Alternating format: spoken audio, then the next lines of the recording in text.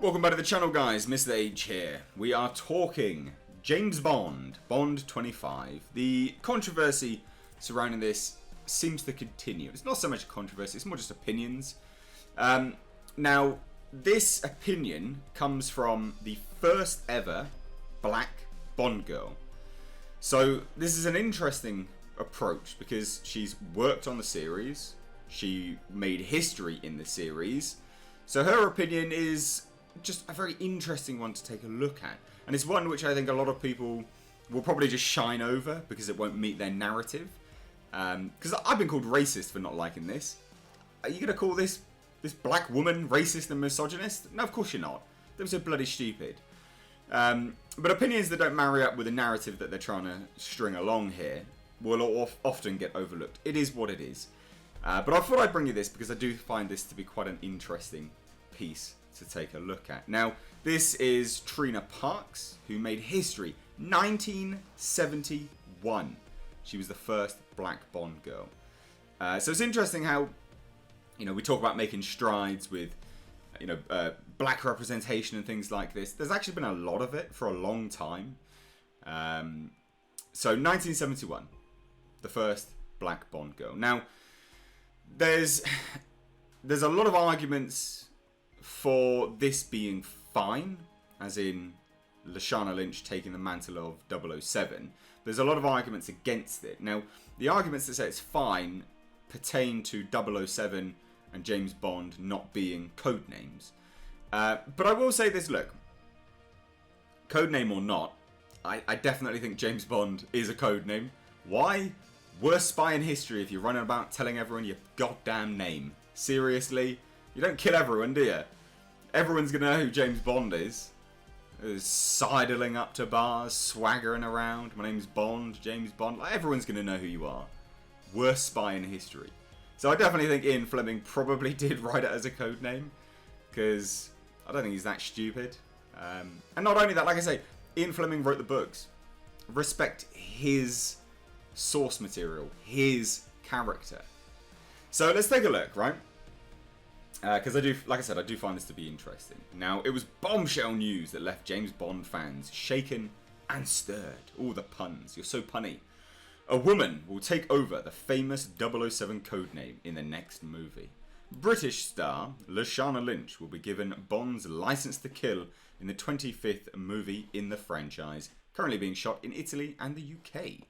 It soon became clear, however, that Lynch won't actually be the new Bond, but a new character who takes over his secret agent number after he leaves MI6. It became clear in the initial report. A bit of a twist there, but whatever. Now it says, but regardless, the decision to give 007 to a woman has divided hardcore fans, and the first black Bond girl to grace the silver screen is most certainly not happy. I think actually she conveys a very logical, thought-out perspective on it all. And like I say, for everyone that just, just slates me as a racist just because I don't fit your narrative, what are you going to do with this one? You going to breeze over this? I bet you are. Trina Parks says she is against the potential plot twist, insisting that Bond movies have already done huge amounts for Hollywood diversity, and they really have. When you break it down, they have. And it's amazing because people will just tout on about the misogynistic element to it. But let's just take a look at it before you go storming in the comment section. Now, Parks famously made history as the first black Bond girl appearing in Diamonds Are Forever as Assassin Thumper alongside Sean Connery in 1971. Speaking from her New York home, the 72-year-old actress said, Lashana is a great actress, but I don't really agree with her becoming 007.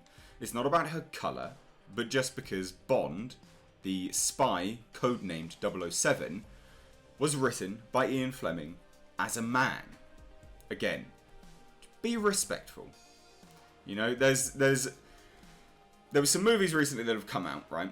There was a movie called Tolkien, and the Tolkien estate have completely rejected that. They have said, we do not endorse this movie at all, because they stretch the truth here and there with the film. It's just about being respectful. the Tolkien estate themselves are not hugely respectful. J.R.R. Tolkien never wanted his books to be turned into movies. You know, it's about being respectful at the end of the day. We talk about representation and respecting people in media, respecting diversity. What about respecting people's wishes with their own properties? You know, it's all well and good being this massive crusade forward for diversity, but at a certain point you do have to be respectful to people who have established these things anyway. So she continued, so a black James Bond, sure. And she's saying that because James Bond, in her eyes, is a code name. And like I say, I believe it is as well. I don't see why that could not be a move. But as a man, Miss Bond doesn't have the same ring to it. Absolutely. And again, the character, everything about the character is written and portrayed and needs to be portrayed as a man. There are key elements there which only really work as a man. I think that there are a lot of movies already where you have a woman taking centre stage, defeating men. And I like that. But I don't feel that the James Bond franchise has to go there. Exactly. Why does every franchise have to do this? Why? There's no need. That's not a quality, is it? If we have, you know, we're talking about equal representation. We have some which are, some which are not. Fair is fair. Still though, Parks praised the tremendous Bond movies, saying that people behind the films have always been innovators, not followers. This is where we talk about the representation and diversity, the leaps and bounds that the Bond franchise have done. She says, but while she is happy to see an English actress play a major role in Bond 25, she feels that the franchise should stick to its format and not go all the way by having a female Bond. They set a standard that has remained a classic film with a man as Bond. And that is how I think it should stay. Earlier this year, Craig insisted everybody should be considered in casting as the next Bond. For women and for African Americans, there should be great parts anyway, across the board. Then he spoke of his pride of the 007 films. It shouldn't have to be Bond that takes up that mantle. Yes, it should. They're James Bond. That is, yes, they should. I mean, that is the character. That is the story that Ian Fleming wrote. Then so Craig's new movie will feature the most diverse cast ever, with Captain Marvel's Lynch, Blade Runner 2049's Ana de Armas, she's a great actress, and Jeffrey Wright back as Felix Leiter. Parks says that when she appeared alongside Sean Connery in 1971, Bond boss Albert Cubby Broccoli never once mentioned her being black during the entire process, and even after the movie's release, no one made a big deal about it. Because it shouldn't be a big deal. It should just be what we do. Come on. If they were right back in 1971 with this attitude, this outlook, why aren't we doing it now? Why we are literally regressing? It's hilarious.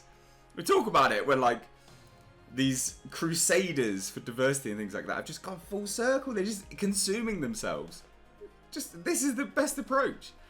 And she feels strongly that the modern Bond franchise, now run by Cubby's daughter Barbara and produced by British film company Eon Productions, has continued to be a trailblazer for diversity. And they have, undoubtedly.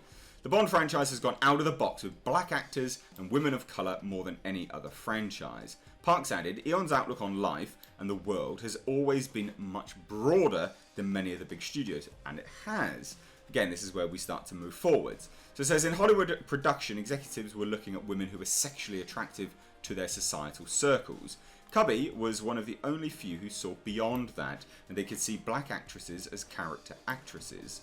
Back then, most producers just had this tunnel vision, casting and hiring the same looking women. But in England, people were more open to age, ethnicity, and colour. Again, here we get to the diversity. Other cultures too were included in their stories. People forget, Bond married a Japanese woman. And that was in You Only Live Twice, and then had me as the first black woman in the franchise in 1971. So even before 1971, they were just leading the charge with all of this stuff. And it wasn't played up as a big deal because it shouldn't be a big deal. It should just be. How can you disagree with that? Why should it be made a big deal when it should just be? You know? Now it is commonplace to see ethnicity in all the Bonds. Park says the image of her fighting a white man and kicking him in the testicles was a huge deal in 1971. It was. Just because seeing it, they didn't make a big deal about it, but seeing it, absolutely. Those small moments, like in Diamonds Are Forever, made a difference, but it has taken too long for the USA to get up to speed on inclusion. And now they're playing massive catch-up to the point where it's, damn near offensive, the levels that they are going to.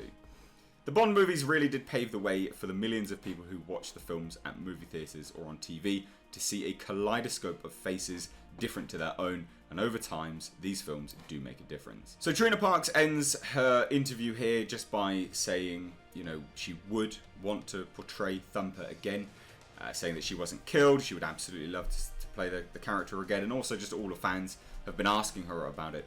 And potentially she could be a trainer of the next batch of Spectre female assassins, perhaps. I don't think that's probably going to happen now, now that you've spoken out against the empire of the Broccolis. But I feel like this is a shame because I think this will be washed over. A lot of people won't cover this because it doesn't fit the narrative that people want to just string along, that anyone who doesn't agree with this is a racist, is a misogynist. Clearly not the case. Very, very clearly not the case. It's okay to have a differing opinion as long as, I condemn anyone that's a massive bigot. I condemn anyone that's a racist. I condemn anyone that wants to just belittle women. That's not it's not justifiable behaviour in a modern day society. It's disgusting behaviour. So I just feel like this will be breezed over and will probably only be covered by those people which are considered right wing or all this other nonsense. But I feel this is a very educated opinion, an experienced opinion. She worked on James Bond. She made history. She was the first black Bond girl. But all of this constant, persistent nature of having to change everything doesn't need to be. Does not need to be. So anyway, guys, I thought I'd bring in this news. What do you think? Let me know down below in the comment section. Did you know about this? Did you not? This is, 2 days old now? The article? Yeah, 2 days old. So it's relatively new news. But like I say, it's not out there very much. People aren't really talking about it that much. But anyway, I'd love to hear your thoughts. What do you think? Let me know down below. If you're new here, please do hit subscribe. You can stay up to date on the world of pop culture and movie news, and also commentary videos such as this by hitting the bell notification icon. If you like this video, please do give it a like and a share. Helps get this news out there just that little bit more. But as always, I have been Mr. H. Take care.